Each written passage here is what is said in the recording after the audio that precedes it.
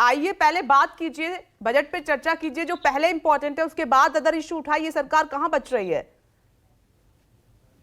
विपनेश जी, मैं देख रहा हूँ कुछ समय से आप अपने चैनल पे एक नंबर चला रही है कि एक दिन संसद चलाने के 10 करोड़ रुपए खर्च होते हैं। जी।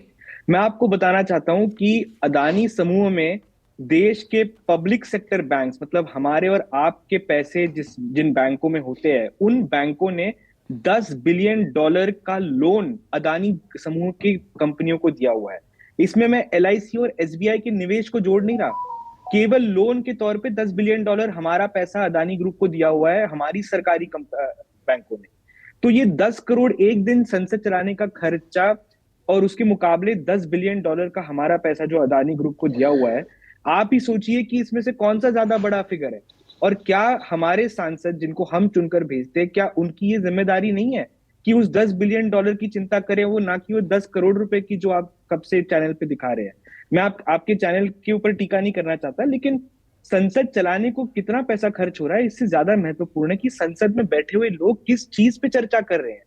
जो मुद्दा आज देश के हर इंसान के रोजी रोटी के मुद्दा बन चुका है। मैं आपको उदाहरण के तौर पे बताना चाहता हूँ, आज देश की जो सीमेंट इंडस्ट्री है वो पूरी तरह से अदानी समूह की मोनोपोली बन चुकी है। उस सीमेंट इंडस्ट्री से हम पूरा देश किसी ना किसी तरह से कनेक्टेड है। आपके जो घर बनते हैं, आपके कितने सारे रोजगार उसमें से पैदा होते हैं। आप सोचिए, अगर अदानी की सीमेंट कंपनी खत्म हो गई तो कितना बड़ा झटका देश को मिलेगा। क्या इन सारे मुद्दों की चर्चा संसद में नहीं होनी चाहिए? और ये मुद्दा आज इसीलिए नहीं उठ रहा क्योंकि हम कह रहे हैं कि आज सरकार ने कोई गलती की। हम कह रहे हैं पिछले 8 साल से सरकार गलती कर रही है, अपनी आंखें मूंद कर बैठी हुई है सरकार।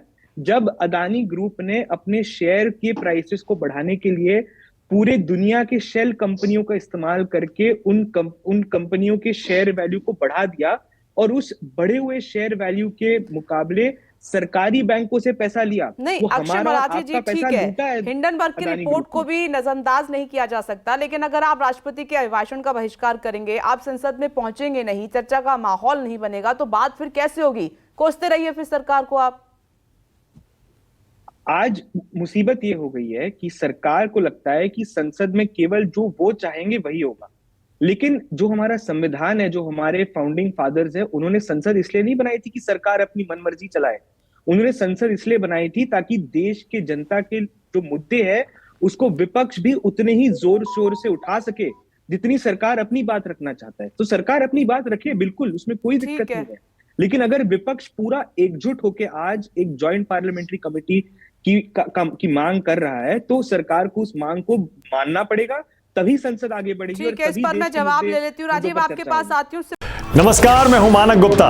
अगर आपको हमारा ये वीडियो पसंद आया हो तो इसे लाइक और शेयर जरूर करें, और हां, हमें सब्सक्राइब और फॉलो करना ना भूलें ताकि आप देश और दुनिया की कोई खबर मिस ना करें। तो जुड़े रहिए हमारे साथ और देखते रहिए न्यूज़ 24।